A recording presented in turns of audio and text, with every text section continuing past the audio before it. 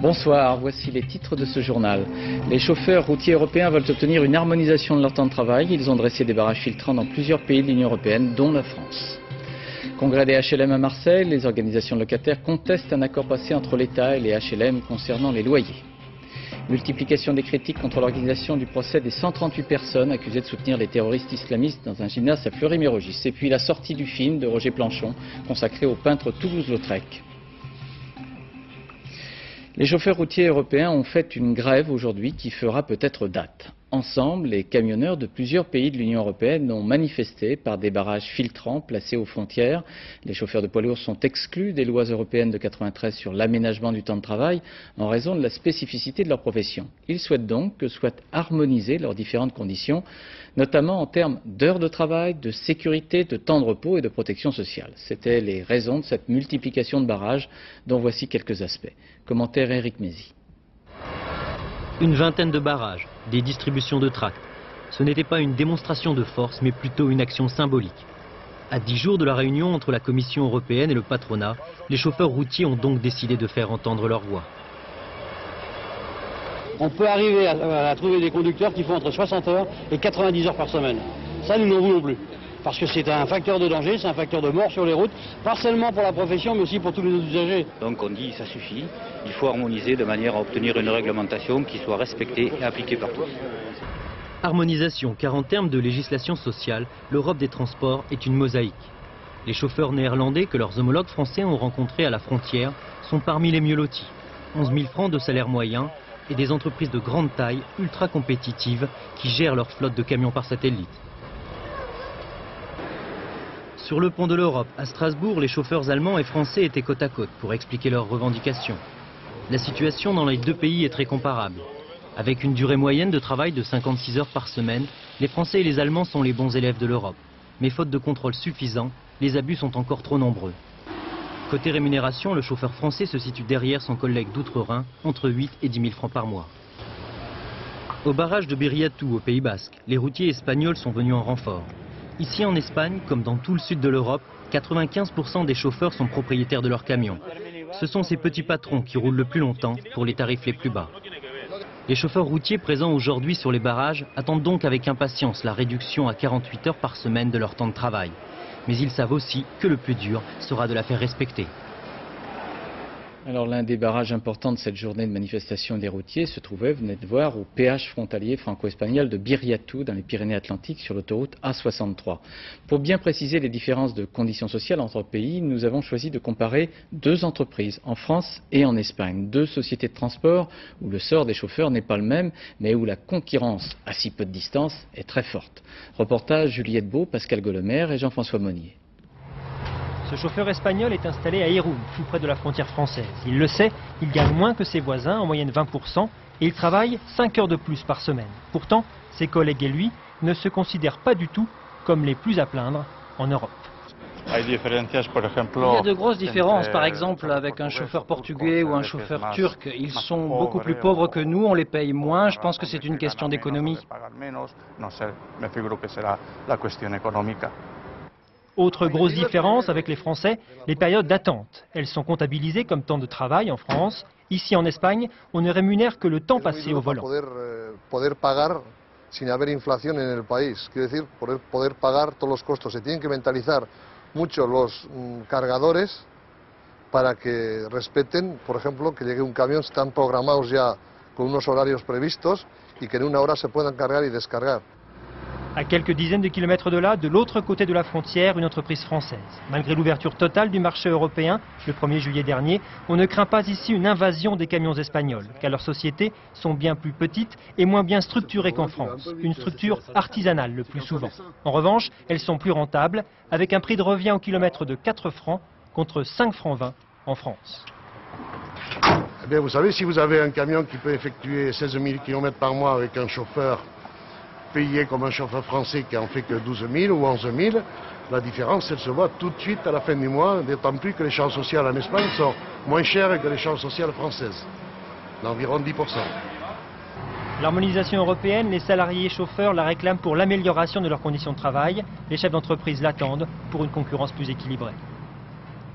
Et en fin de journée, les syndicats de routiers estimaient avoir rempli leurs objectifs. En France, ils ont été reçus cet après-midi par le ministre des Transports, Jean-Claude Guessot.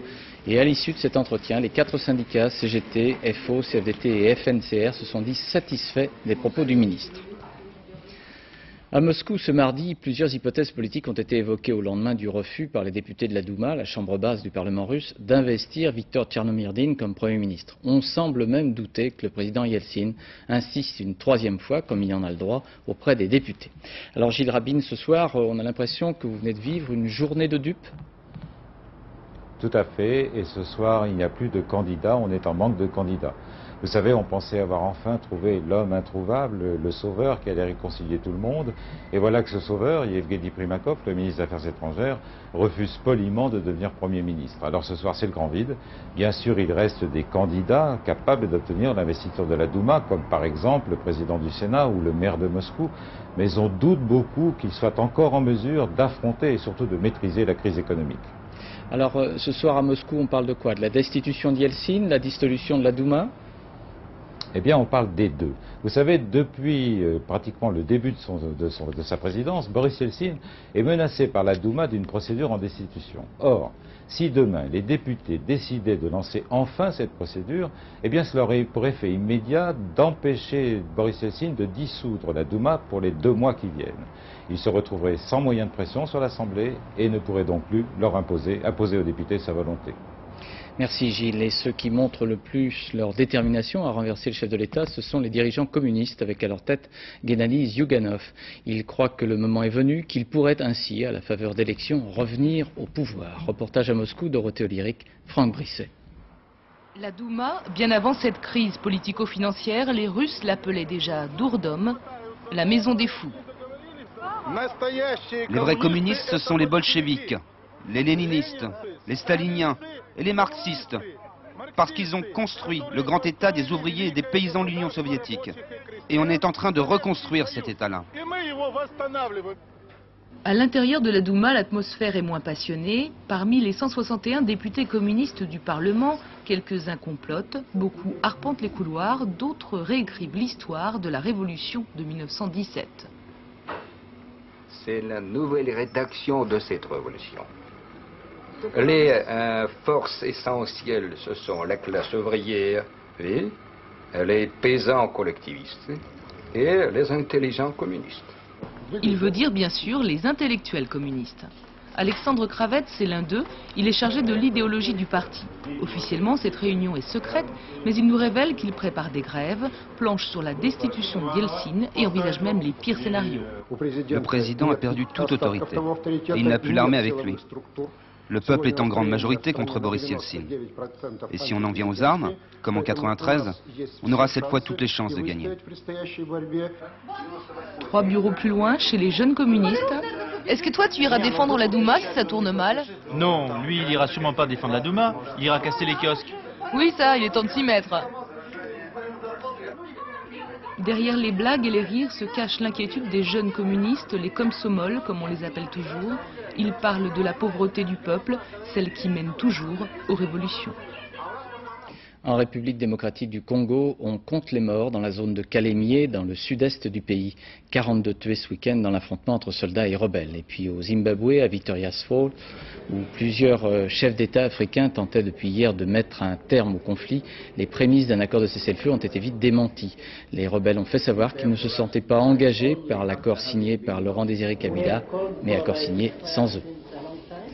Au Cambodge, M. Hun Sen, l'un des 2 premiers ministres, celui qui est officiellement vainqueur des dernières élections, ne supporte pas que l'on remette en cause les résultats. Depuis plusieurs jours, il doit affronter des manifestations. Ceux qui protestent dénoncent la triche aux élections, mais récoltent au minimum de vigoureux coups de bâton. Commentaire Anne Poncinet. Ce matin, Hun Sen, l'homme fort du Cambodge, a décidé qu'il fallait en finir, même violemment. En finir avec ces manifestants qui, depuis 2 semaines, occupaient toute une place devant l'Assemblée nationale. Ils y avaient installé un campement de toile baptisé Place de la démocratie pour contester les élections de juillet dernier. Hun Sen y était arrivé en tête, mais pas suffisamment pour gouverner seul. Il doit faire alliance avec ses deux adversaires, le prince Norodom Ranariddh ou Sam Rainsy, ancien ministre des Finances.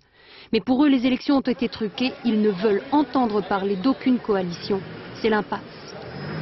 Hier déjà, la tension était montée d'un cran. Sam Rainsy s'est réfugié à l'ONU, accusé par Hun Sen d'avoir organisé un attentat contre lui.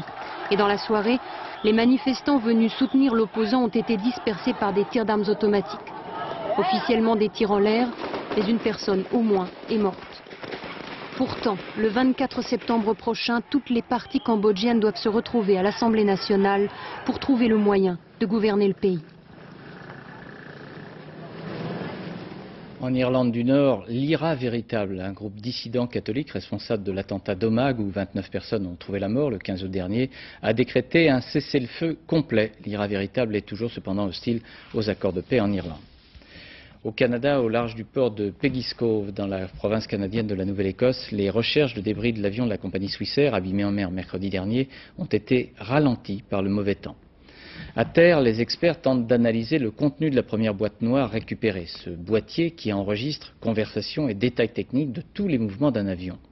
Pour tenter de comprendre comment travaillent actuellement les experts canadiens, voici, à l'aide des services de la Direction générale de l'aviation civile française, quelques explications. Commentaire Patrice Pellet.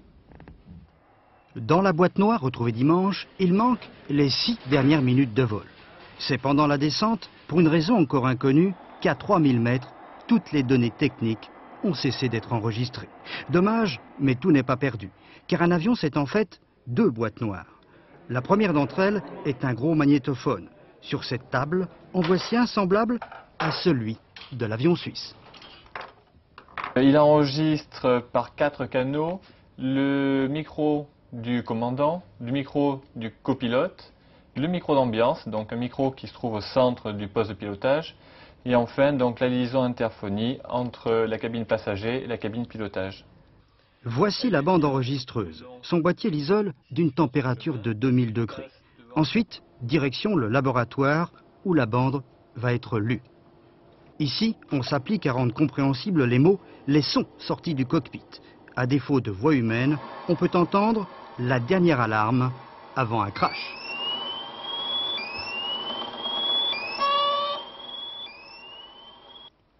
Le deuxième boîtier contient les données techniques. À l'intérieur, jusqu'à 600 paramètres expliquent la situation de l'avion. Chacun d'entre eux est décortiqué. Nous avons visualisé un certain nombre de paramètres importants, comme la vitesse ici, en rouge, qui part par exemple de 200 nœuds jusqu'à l'arrêt complet. Le cap, qui évolue, comme vous pouvez le voir, jusqu'à l'arrêt complet. Pour finir, les informations des 2 boîtiers sont mélangées. Elles permettent de reconstituer l'histoire d'un crash. Celui-ci date d'il y a 3 ans. Pour élucider l'accident de la semaine dernière, les Canadiens possèdent le même matériel informatique que les Français. À l'hôpital du Val-de-Grâce, les médecins chargés du ministre de l'Intérieur, Jean-Pierre Chevènement, se refusent toujours à un pronostic et à d'éventuelles appréciations sur les séquelles de son accident opératoire. Monsieur Chevènement serait sorti de la phase de choc, proprement dite. Le fonctionnement du foie et des reins serait en amélioration. C'est désormais sur les conditions de l'anesthésie que se portent les questions. Il faut savoir que l'on est passé de 3 à 8 millions d'anesthésies en France sans que la mortalité ait progressé. La procédure d'anesthésie est plus sûre, notamment parce que l'on a rendu obligatoire une consultation préalable. La France est le seul pays à pratiquer ainsi. Reportage Jean-Daniel Flézaquier et Pascal Pueyo. Pour que tout se passe bien ici, il faut en passer absolument par là. L'anesthésie commence en fait plus de 24 heures avant l'opération. Cette consultation, obligatoire, permet de dépister divers problèmes et en particulier les allergies. J'ai noté que vous aviez un antécédent d'allergie dans votre dossier, c'est bien ça? C'est exact. D'accord, c'était une manifestation allergique à quel type de produit? La pénicilline. Est-ce que vous avez des manifestations allergiques d'autre nature, comme de l'asthme, de l'urticaire? Non. Le rhume des foins? Non plus. Et pour le médecin, tous ces renseignements vont guider les choix ultérieurs. 14-8, c'est parfait. Parmi les différents, l'arsenal de drogues qu'on a à notre disposition, on connaît ceux qui sont plus ou moins allergisants et en fonction de ça, on va faire le choix de drogues anesthésiques moins allergisantes si on a un terrain allergique avéré. On on a l'occasion déjà de, bon, c'est sûr, c'est pas vraiment faire connaissance, mais quand même quelque part. Et pendant ces différents, enfin les 2 ou 3 jours qui suivent, on mûrit tout ça intérieurement, et finalement on se prépare plus et mieux à l'intervention qui aura lieu. Quelques mètres plus loin, cette jeune femme va être opérée de la vésicule biliaire. Pour l'endormir, un médecin et un infirmier spécialisé. Dernier coup d'œil au dossier anesthésique. A priori, aucune précaution particulière à prendre, en tout cas pour cette anesthésie qui va être pour nous sans problème. Pour endormir la patiente, un somnifère, un produit à base de morphine, un autre à base de curare. Sur les écrans, rythme cardiaque, pression artérielle, fréquence respiratoire, gaz carbonique expiré sont surveillés de près dans les premières minutes. Si quelque chose était produit, déjà on assisterait à des modifications sur tous ces paramètres vitaux. D'ailleurs, en cas de problème, à côté des anesthésiques, il y a les antidotes. En 20 ans, le nombre d'anesthésies a triplé en France alors que le nombre de décès n'a pas bougé. Cette sécurité accrue est due aux consultations, au matériel et aux salles de réveil rendues obligatoires. Le risque zéro n'existera jamais, mais si toutes les règles sont suivies, les futurs opérés peuvent dormir sur leurs 2 oreilles. À Marseille, ouverture du 59e congrès de l'Union nationale des fédérations d'organismes HLM. En marge de ce congrès, il y a une bataille pour la présidence des HLM. Mais dès ce matin, les 4 principales organisations de locataires ont contesté un accord passé entre l'État et les HLM sur un nouveau conventionnement des loyers. Autre sujet de débat, les quittances trop élevées, tant dans la colonne loyer que dans celle des charges. Alors voici un exemple à Cannes, où l'on a construit des logements moins chers, mais avec, ça paraît tout simple, moins de mètres carrés. Reportage Jean Pézieux et Jocelyn Lermusio. Construction de qualité située en centre-ville, cette HLM répond apparemment aux critères souhaités ces dernières années pour le logement social. L'ennui, c'est le loyer. 3 000 francs par exemple pour un 2 pièces. Mais il y a les paliers et les couloirs trop longs, le salon anguleux, un balcon surdimensionné. Beaucoup de mètres carrés inutiles qui conduisent à des logements coûteux, trop coûteux pour les locataires modestes. Vu les loyers que nous arrivons à payer au fil des années, nous pensons qu'on arrive très facilement au loyer dans le privé. Et au niveau donc accès, on a des accès. Économiser sur le coût de construction des logements sociaux, c'est l'objet de cette réunion de travail à l'office HLM de Cannes. Direction technique, service de gestion de l'office et architectes traquent les mètres carrés superflus, cherchent à utiliser l'espace au maximum. On va probablement arriver à réduire la surface totale de l'appartement d'environ 5 mètres carrés, 5-6 mètres carrés, tout en ayant un appartement qui, lorsqu'on le vit, apparaît faire la même surface. Cette règle du mètre carré 100% rentable est appliquée à tous les nouveaux logements HLM. Résultat, des loyers 10% moins chers, soit une économie comme ici de 300 francs par mois. Réduire les charges locatives, qui comme ici pour l'entretien des canalisations sont répercutées sur les locataires, c'est l'objectif de l'office qui a renégocié en ce sens les contrats avec les entreprises. Tous les locataires, logements anciens et nouveaux, sont concernés. Les travaux de plomberie, par exemple, sont assurés en urgence, moyennant un forfait annuel de 100 francs par locataire. Grâce à la baisse de la TVA sur les travaux l'an prochain, les organismes HLM économiseront 1 milliard de francs, une économie qui sera répercutée sur la quittance des locataires. Le gouvernement renonce à privatiser tout de suite le Crédit foncier de France. Ce matin, le ministère de l'économie a fait savoir qu'il mettait fin aux discussions engagées avec un consortium américain, seul candidat à la reprise de cet établissement spécialisé dans le crédit immobilier. Hier, le syndicat national des enseignants de second degré reportait son mot d'ordre de grève lancé pour le jeudi 10 septembre dans les lycées. Il le reportait au 24 septembre à l'issue d'une rencontre avec le ministre Claude Allègre. Et puis aujourd'hui, cependant, le SNES-FSU a maintenu son appel à la grève pour le 10 septembre, mais dans les classes préparatoires aux grandes écoles. Et puis le syndicat national des lycées et collèges a également maintenu son préavis de grève ce même jour, 10 septembre, dans les lycées. Très vive polémique à propos du procès du réseau dit Chalabi, c'est-à-dire celui du procès de 138 personnes accusées d'avoir soutenu des terroristes islamistes algériens. Ce procès se tient dans un gymnase de l'administration pénitentiaire aménagé en face de la maison d'arrêt de Fleury-Mérogis. Plusieurs procédures contre, je cite là les avocats de la défense, une justice d'exception ont été engagées. Et 54 personnalités, magistrats, intellectuels et politiques, dont Madame Danielle Mitterrand, ont signé une pétition contre ce qu'ils appellent un procès de masse où les principes de notre état de droit ne sont pas respectés. Reportage Dominique Verdeillan, Christophe Hérault. Où sont passés les 138 prévenus, les 90 avocats, les 60 journalistes? Dans un gymnase interdit aux caméras, les magistrats se sentent un peu seuls. Face à eux, une dizaine de prévenus seulement. Résultat, les audiences tournent court. Au bout de 2 heures, la séance est levée. La majorité des avocats a choisi de bouder ce procès. Pourtant, certains ont fait le choix d'être présents. Je suis extrêmement critique sur le fait qu'on organise un procès de masse. Je suis tout à fait contre. Je pense que ça ne se justifiait pas dans cette affaire. Néanmoins, le dossier est là aujourd'hui. L'affaire est audiencée. Les prévenus sont convoqués. Je pense qu'il faut être là néanmoins pour assister un client qui a besoin de son avocat, qui souhaite que son avocat soit là. Une justice d'abattage, c'est ce que dénoncent dans une pétition 54 personnalités. Parmi elles, Daniel Mitterrand, Léon Schwarzenberg, l'abbé Pierre, André Téchiné et Noël Mamère. Et je pense que le jugement et la condamnation sera d'autant plus exemplaire que le procès aura été exemplaire. Or là, nous assistons quand même à une justice qui me rappelle le 19e siècle. Nous n'en sommes pas à l'époque d'Edmond Dantès. Signe de ce malaise général, ce matin des avocats ont été reçus par Elisabeth Guigou. Question à l'ordre du jour, comment assister sérieusement un prévenu dans un procès fleuve?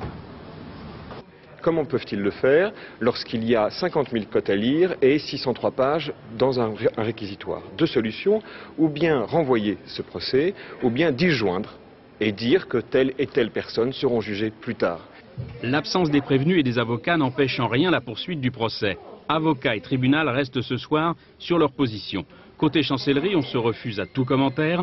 On n'oublie pas en tout cas que ce procès a déjà coûté 10 millions de francs. À Toulon, un substitut du procureur de la République, 2 capitaines de renseignements généraux de Marseille et un journaliste ont été mis en examen pour violation du secret de l'instruction. C'est surtout la personnalité du magistrat, M. Albert Lévy, qui retient l'attention. Ce substitut, qui fait l'objet d'un contrôle judiciaire, avait manifesté sa différence lors de l'enquête sur l'assassinat de Yann Pia. Le syndicat de la magistrature a dénoncé les moyens coercitifs utilisés contre M. Albert Lévy. Reportage Valérie Hermite, André Issora. Albert Lévy, substitut du procureur de Toulon. D'habitude, c'est lui qui envoie chercher les délinquants au petit matin. Mais dimanche dernier, c'est à son domicile que les gendarmes ont sonné. 6 heures de garde à vue, avec au bout du compte une mise en examen pour violation du secret de l'instruction. Albert Lévy est soupçonné d'avoir fourni une pièce d'instruction à un journaliste, Claude Ardide, dans une affaire visant la mairie Front National de Toulon. De plus, le substitut se voit interdire l'accès de son palais de justice. Il est en somme au chômage technique. C'est un magistrat atypique dans la mesure où il se trouve dans une région atypique. Et c'est vrai qu'il est en charge au parquet de Toulon de tous les dossiers, et Dieu sait s'il y en a dans le Midi de la France, de trafic d'influence, de mafia, Bon, hélas, il y en a effectivement beaucoup, et c'est vrai qu'il s'est attiré un certain nombre d'inimitiés. On n'est pas tombé par hasard sur Albert Lévy pour un prétendu dossier de violation secret de l'instruction. Albert Lévy a depuis longtemps fait parler de lui à Toulon, de par les dossiers sensibles qu'il gère, mais aussi après sa déposition dans le procès Yann Pia. Il avait en substance réitéré ses doutes quant à la volonté de la justice de faire toute la vérité dans cette affaire. Cette espèce de mise à l'écart professionnelle qui intervient à l'occasion d'une procédure somme toute banale nous paraît quand même extrêmement inquiétante. Dans son contrôle judiciaire, Albert Lévy a aussi l'obligation de se soigner. Selon son avocat, on estimerait que ce magistrat n'a pas tous ses esprits car, je cite, il voit des fascistes partout, à Toulon. À Lyon, à partir de jeudi et jusqu'au 29 septembre, se tiendra le festival de danse en Europe, la Biennale de Lyon. Mais pour l'instant, on ne retient guère le programme culturel et l'on évoque plus les aléas économiques de cette Biennale suite au débat politique régional. Le Conseil régional, présidé par M. Charles Millon, n'a pas voté la totalité du budget nécessaire à la Biennale de Lyon. Le Front National jouant les arbitres au sein de ce Conseil. Reportage Éric Lemasson, Philippe Lemasson.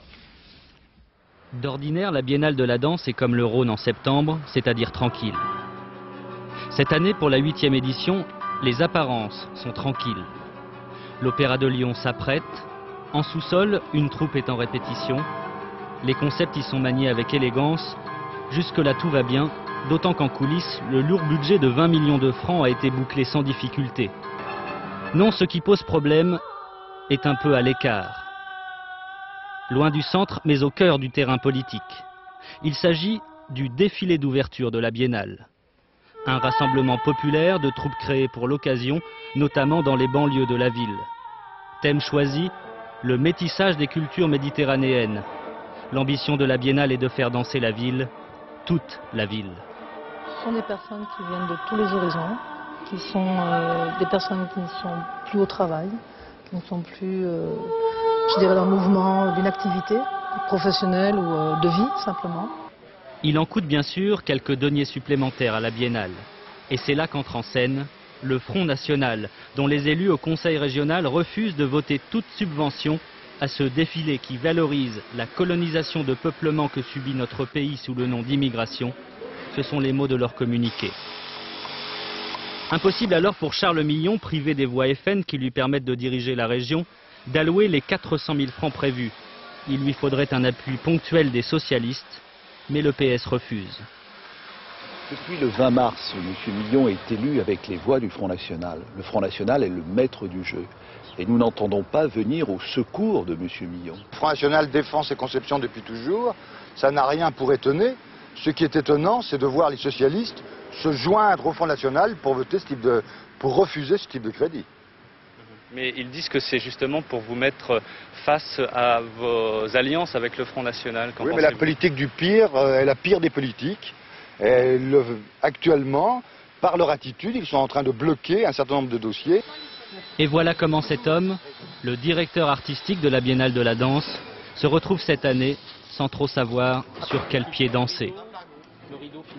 On nous a mis dans une situation d'otage en fait, donc nous sommes dans une situation qui est impossible.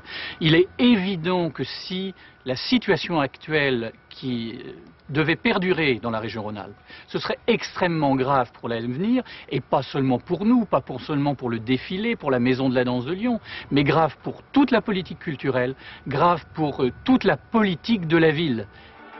Méditerranéa, le thème de la Biennale, est consensuel tant qu'il reste sur la scène de l'opéra. Mais danser dans les rues est infiniment plus difficile. Dans l'affaire du financement occulte présumé de l'ex-parti républicain, 2 anciens membres du cabinet de M. Édouard Balladur, dont son ancien directeur de cabinet, M. Bazir, lorsque M. Balladur était Premier ministre, ont été convoqués comme témoins chez le juge Eva Joly. La juge d'instruction s'interroge sur l'origine de 5 millions de francs déposés dans une banque italienne pour garantir un prêt au parti républicain. Et puis les avocats du président du Conseil constitutionnel, M. Roland Dumas, mis en examen dans le cadre du dossier ELF, ont déposé une demande de non-lieu auprès des juges Eva Joly et Laurence Vichnievsky. Les avocats de M. Dumas affirment que les juges n'ont apporté aucune preuve des faits pour lesquels l'ancien ministre des Affaires étrangères est poursuivi. Installation ce matin à Paris d'un groupe de travail intitulé Médecins du sport et lutte contre le dopage, avec notamment le professeur Jean-Paul Escande. Ce groupe de travail s'intéressera non seulement au sport de haut niveau, mais aussi au rapport entre la médecine et le sport. Nous avons besoin de beaucoup plus travailler sur les conflits par rapport, entre guillemets... Voilà, c'était Madame Marie-Georges Buffet et à ses côtés le secrétaire d'État Bernard Kouchner. Et puis à noter que ce soir, la commission de conciliation du Comité national olympique français a rejeté la demande du footballeur du Havre Cyril Pouget, suspendu pour dopage à 6 mois ferme et 12 mois avec sursis. Au Tour d'Espagne cycliste, la Vuelta, les réactions ont été vives aujourd'hui après la publication dans le journal France Soir de procès-verbaux mettant en cause l'équipe espagnole Once, emmenée par Laurent Jalabert.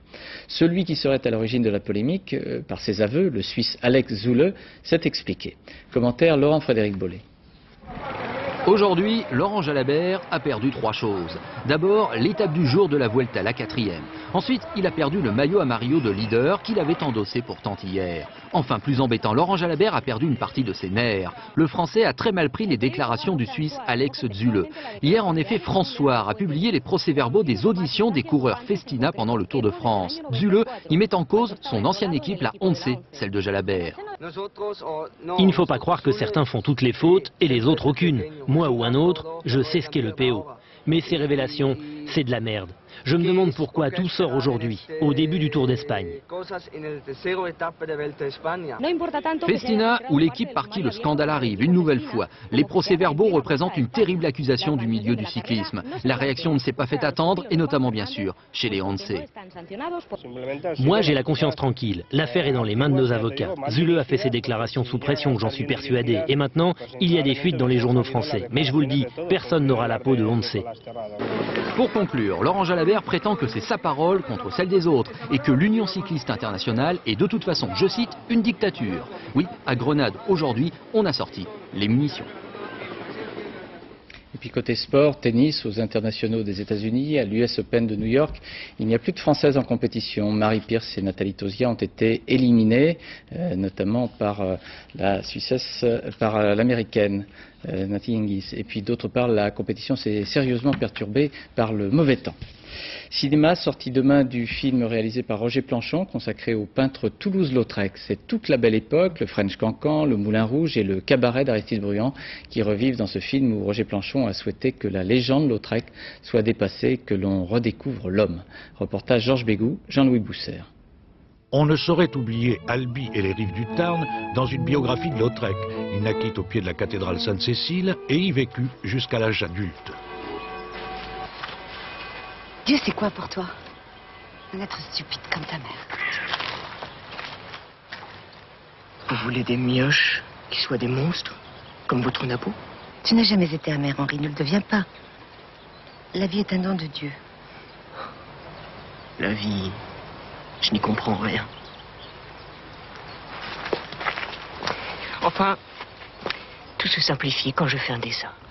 Le château de la Berbie, près de la cathédrale, conserve plus d'1 millier d'œuvres, une prodigieuse donation de la famille.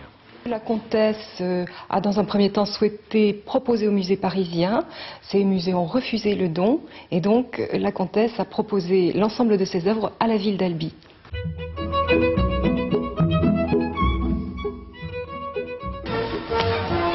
On sait ce qui se passe dans les ateliers. T'as le cul à l'air et tu te retrouves avec un marmot dans le tiroir qui réclame déjà des pinceaux. Il semblerait que toutes les femmes qui ont rencontré Lautrec l'ont aimé. Alors, évidemment, il faut savoir que c'était un libertin, il faut savoir qu'il avait un gros appétit sexuel, qu'il fréquentait les bordels. Je dois peindre. Tout ça est vrai. Dans les bordels, on l'appelait la cafetière, hein, le porte-manteau, donc ça dit tout ce que ça veut dire. Tu veux quoi, que je pose pour toi, qu'on baise? Ah, pas trop sérieux, fais les deux à la fois. Ta petite femme n'est pas jalouse. C'est un homme qui est profondément d'une violence totale dans ses peintures, mais qui, dans la vie, était plutôt accommodant. Ce qui m'a aussi beaucoup surpris, c'est, par exemple, qu'il n'ait jamais rompu avec sa famille. Ça s'est pas passé comme ça, c'est pas l'image du peintre maudit. Tu peins ta mère comme une reine en exil. C'est une reine, une déesse. Une déesse et moi je la piétine. Et danseuse en place.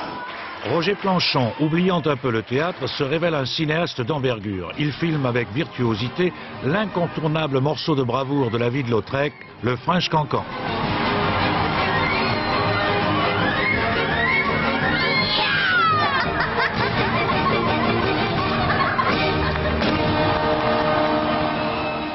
Lautrec de Roger Planchon, sorti demain. En Chine, à Pékin, un événement musical inédit avec la représentation de Turandot, l'opéra inachevé de Puccini. C'est dans le décor authentique de la cité interdite de Pékin, là où l'auteur avait situé son œuvre, que ce spectacle grandiose a eu lieu pendant 3 heures. Une production de 15 millions de dollars qui devait attirer surtout des touristes étrangers. Reportage à Pékin de nos correspondants Isabelle Béchler et Tristan Lebras. On a beau être soldat de l'armée populaire de libération, il faut passer par les fourches codines du maquillage quand on est figurant dans la superproduction de Turandot à la cité interdite.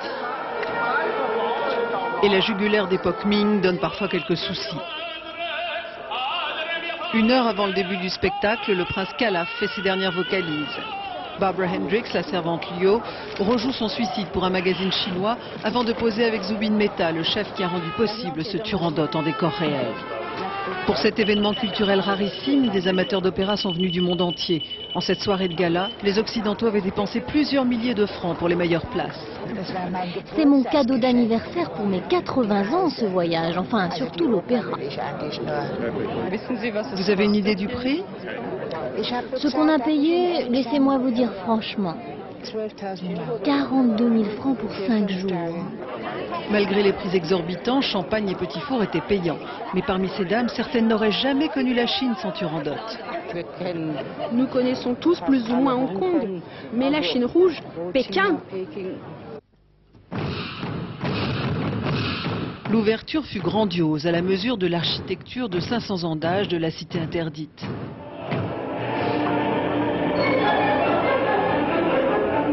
La profusion de soieries, des costumes scrupuleusement brodés selon l'époque, a ébloui les spectateurs. L'écrin était magnifique pour monter en épingle la cruauté de la princesse Turandot. Puccini fut bien servi.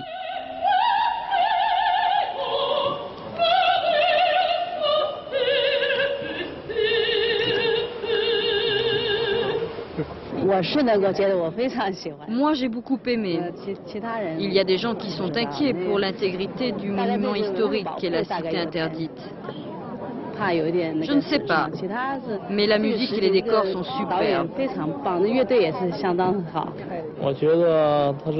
Le décor est vraiment magnifique. Et comme l'action se déroule dans l'endroit véridique, cela mérite vraiment d'être vu. Zhang Yimou a fait un superbe travail de mise en scène. Les 9 représentations d'exception ne feront pas le plein des places les plus chères. Ce sont les droits télévisés qui renfleront la production.